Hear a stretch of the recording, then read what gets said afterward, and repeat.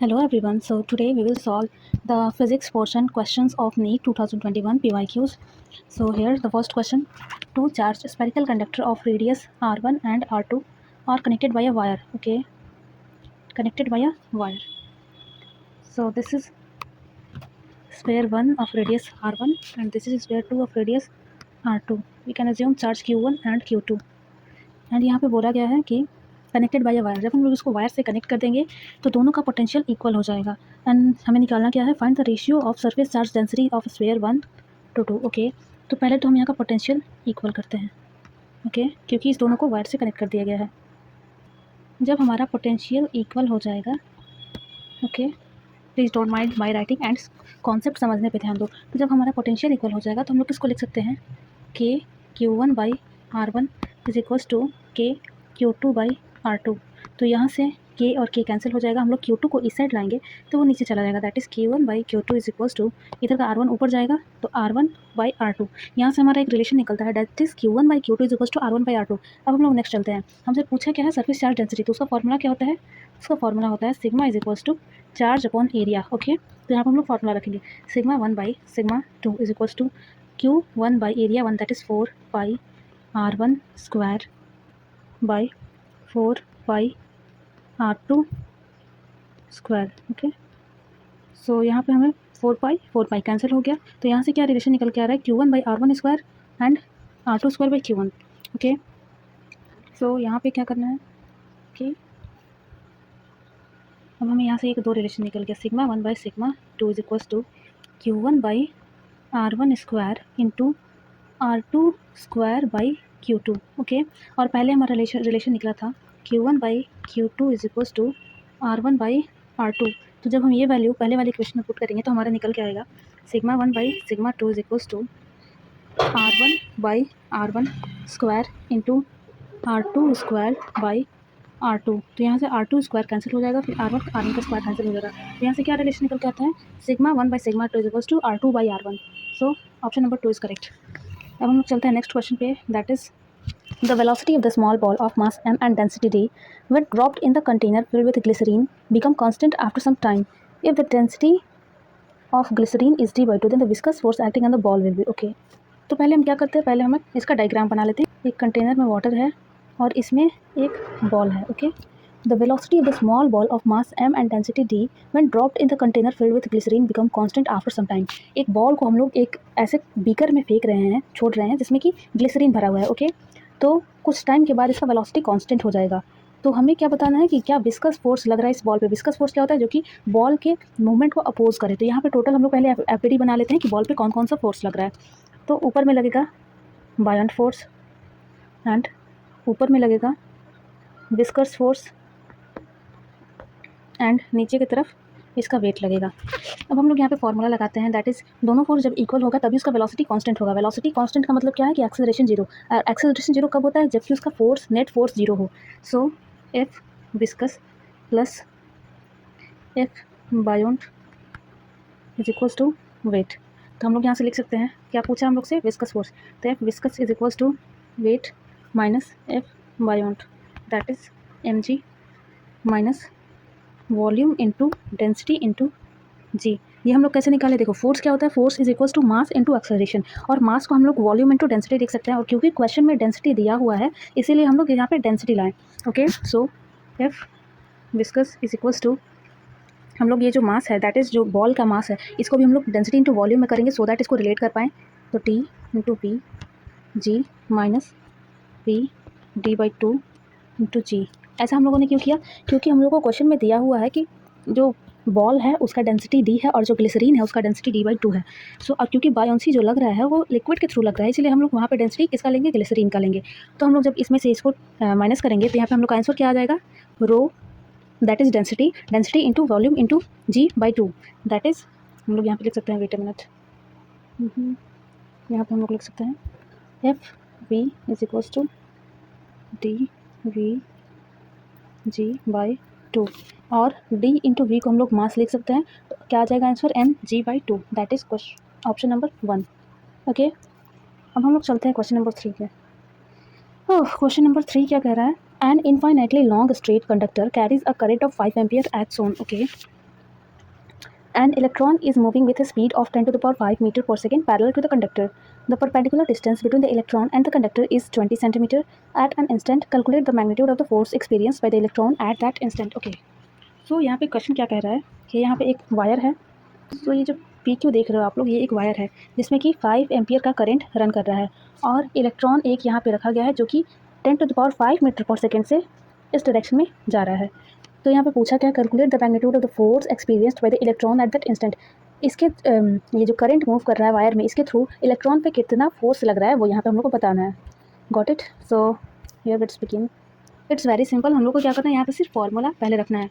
तो force is equals to Q V B. आप लोग ने ये फॉर्मूला तो पढ़ना ही होगा, जिसमें कि वेलोसिटी और मैग्नेटिक फील्ड ये दोनों एक दूसरे से परपेंडिकुलर ही होना चाहिए, क्योंकि एक्चुअल फार्मूला क्या होता है, क्यू इन ब्रैकेट में B cross B. Okay. So यहाँ पे हम लोग को क्यू पता ही है, दैट इज़ इलेक्ट्रॉन का कितना होता है charge, 1.6 into 10 to the power minus 19. So 1.6 into 10 to the power minus 19 into velocity कितना दिया हुआ है 10 to the power 5. Okay. Into magnetic field कितना है, मैग्नेटिक फील्ड हम लोग को निकालना पड़ेगा. तो इसमें हम लोग कौन सा फॉर्मूला लगाएंगे, हम लोगों ने पढ़ा हुआ है मैग्नेटिक फील्ड. अगर एक वायर में करंट जा रहा है तो उसकी वजह से हम लोग लिख सकते हैं mu naught I by 2 pi R. हम लोग यहाँ पे 2 पाई आर लिख रहे हैं क्योंकि ये इनफिनिटली लॉन्ग स्ट्रेट कंडक्टर है. अगर यहीं शॉर्ट रहता है तो हम लोग को पूरा फॉर्मूला रख के निकालना पड़ता है, that is mu naught I by 4 pi R and bracket में साइन थीटा 1 प्लस थीटा 2. ओके. सो यहाँ पे आप लोग इस पर वैल्यू रख के जब निकालोगे, that is 4 pi into 10 to the power minus 7 into current कितना दिया हुआ है 5 ampere. Okay. By 2 pi into R कितना दिया है 20 सेंटीमीटर. यूनिट का भी आप लोग को ध्यान रखना है. तो 20 सेंटीमीटर है तो इसको हम लोग मीटर में करेंगे, that is 10 to the power minus 2. तो यहाँ से 2 पाई से 4 पाई कैंसिल हुआ 2 टाइम्स में एंड 5 इंटू 2 10 हो गया. तो ऊपर में जब 10 हो जाएगा तो 10 का एक जीरो से ये 20 का एक जीरो कैंसिल हो गया, तो नीचे में हो गया 2 एंड ये 10 टू द पावर जो माइनस 2 है ये ऊपर गया, तो 10 टू द पावर प्लस 2 हो जाएगा, दैट इज़ पावर हो गया 10 to the power minus 5 by 2. इसको हम लोग सॉल्व करेंगे तो आएगा 0.5 into 10 to the power minus 5. Okay. So हम लोग ये जो फार्मूला में वैल्यू रख रहे थे उसमें हम लोग फिर से रखेंगे. यहाँ पे ये हो गया चार्ज का वैल्यू, ये हो गया वेलोसिटी एंड हम लोग निकाले हैं अभी 5 इंटू 10 टू द पावर. हम लोगों ने ये डेसिमल पॉइंट को आगे बढ़ा दिया है, तो ये पावर क्या होगा, जब ये वैल्यू बढ़ा तो ये वैल्यू और कम हो जाएगा, that is 10 to the power minus 6. Okay. तो यहाँ से सॉल्व करने के बाद 16 इंटू 5 क्या होगा 80 होगा, और 80 में क्योंकि यहाँ पे एक डेसिमल है तो 0 हटा दो. सो 8 इंटू ये 10 टू द पावर 5 के 10 टू द पावर माइनस 6, तो यहाँ से क्या हो गया 10 टू द पावर माइनस 1 और वो इसके साथ में इंटू के बनेगा 10 to the power minus 20. That is option number 4. You got it. Okay. So we will move to the next question, that is question number 4. So ये क्वेश्चन क्या बोल रहा है, a dipole is placed in an electric field as shown, in which direction it will move. Okay. So हम लोग यहाँ पे देख पा रहे हैं कि इलेक्ट्रिक फील्ड ये पॉइंट से जनरेट हो रहा है और चारों तरफ जा रहा है. यहाँ का पोटेंशियल ज़्यादा है एंड यहाँ का पोटेंशियल कम है. क्यों, क्योंकि इलेक्ट्रिक फील्ड के डायरेक्शन में पोटेंशियल एनर्जी कम होता है, तो ज़्यादा पोटेंशियल एनर्जी से कम की ओर जाएगा. Okay. So option number 2 is correct. Let's move to the next question, that is a lens of large focal length. A lens of large focal length and large aperture is best suited as an objective of an astronomical telescope since. Okay. सो यहाँ पे पूछा है कि a lens of large focal length, जो lens होता है उसका large focal length और large aperture क्यों लिया जाता है.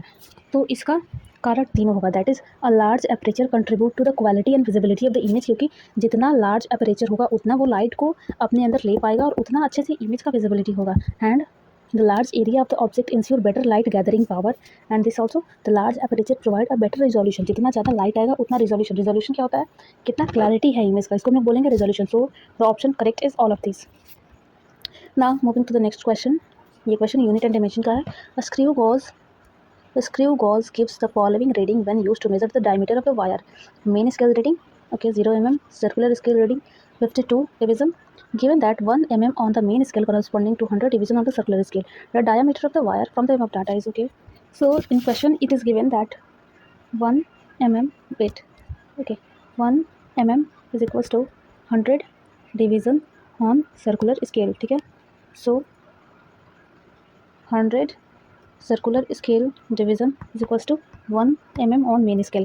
So 1 division on circular scale is equals to 1 by 100 on main scale. So circular scale reading is equals to 52 into 1/100 that is 0.52। Circular scale reading कितना हुआ? 52 है circular scale reading into 1/100 that is main इसका division पे, तो इसका answer कितना होगा? 0.52। And एक चीज़ आप लोगों को ध्यान रखना है कि क्योंकि ये 0.52 मिलीमीटर में आया है एंड क्वेश्चन में 0.52 मिलीमीटर में नहीं है तो उसको सेंटीमीटर में कन्वर्ट करेंगे। So answer is 4। Now we will move to question number 7। A nucleus with mass number 240 break into two fragments, each of mass number 120. Okay, the binding energy per nucleon of the unfragmented nuclei is itna, while that of the fragments is itna. The total gain in the binding energy in the process is okay. So यहाँ पे question क्या बोल रहा है कि एक nuclei है, इसका मास नंबर कितना है 240 एंड ये ब्रेक होता है दो में, ठीक है, y प्लस z, और दोनों का मास कितना होता है 120 और कुछ एनर्जी भी निकला होगा एंड इसका बाइंडिंग एनर्जी पर न्यूक्लियन है 7.6 और इसका दोनों का है 8.5। ओके, सो हमें निकालना क्या है? The total gain in binding energy in the process. Okay, so total gain कितना हो जाएगा यहाँ पे? क्योंकि बाइंडिंग एनर्जी दिया हुआ है तो बाइंडिंग एनर्जी कितना होता है? Energy of product minus energy of reactant, क्योंकि प्रोडक्ट की साइड एनर्जी ज़्यादा होना चाहिए तभी वो स्टेबल मानी जाती है। तो हम लोग यहाँ पे क्या करेंगे? 2 times of 120 into 8.5 minus 240 into 7.6। So यहाँ पे आंसर निकल के आएगा 216 MeV। Okay, so this is the correct answer. So we will move to the next question, that is question number 8. Question number 8. In question number 8, it is asked that a small block slide down on a smooth inclined plane starting from rest that is u is equals to 0 at the time t is equals to 0. Let Sn be the distance traveled by the block and the time interval t is equals to n minus 1 to n. Then the ratio of Sn by n plus 1. Okay, so पहले तो हम formula लिख लेते हैं। Distance on nth second का formula होता है u plus a/2 and bracket में 2n minus 1। तो क्योंकि यहाँ पे इनिशियल वेलोसिटी 0 है तो इसको हम लोग हटा देंगे, और क्योंकि हमें रेशियो चाहिए तो एक्सेलरेशन दोनों का सेम होगा। क्यों सेम होगा? क्योंकि पे ग्रेविटी जी लगेगा, तो इसको भी हम लोग कैंसिल कर देंगे। सो यहाँ पे रेशियो क्या निकल के आएगा? Sn by Sn plus 1 is equals to 2n minus 1 by 2n plus 1 minus 1। तो यहाँ पे आंसर क्या आएगा? 2n minus 1 by 2n plus 1, क्योंकि ये ब्रैकेट में से जो 1 है इसको हम लोग अगर ब्रैकेट तोड़ेंगे तो ओवरऑल 2 वैल्यू आएगा, 2 minus 1 is 1। So answer will be 2n minus 1 by 2n plus 1, option number 2। Okay, so moving to the next question, question number 9. It is asked find the value of the angle of emergence from the prism. Refractive index of the glass is under root 3. सो हमें क्या निकालना है? Angle of emergence, that is मान लो ये line इसको cross किया, क्योंकि ये 90 डिग्री है तो ये भी 90 डिग्री होगा। ओके, और क्रॉस करने के बाद क्योंकि यहाँ का नॉर्मल ये हो जाएगा तो इसको थोड़ा सा ऐसे ब्रांड बेंड हो जाएगा। तो हमें क्या निकालना है? ये एंगल निकालना है।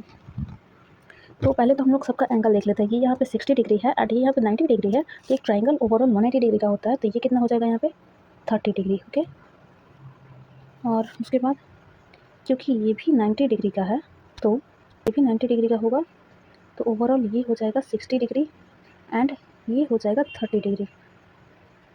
Okay, 30 degree. तो यहाँ से हम लोग फॉर्मूला लगा सकते हैं, that is sine 30 into root 3 is equals to sine E into 1 क्योंकि एयर का रिफ्रैक्टिव इंडेक्स 1 होता है, तो यहाँ से निकल के आएगा sine E is equals to 1/2 into root 3। तो यहाँ से ई का क्या वैल्यू आ गया? 60 डिग्री। सिंपल। ओके, तो ऑप्शन नंबर 1 इज़ करेक्ट।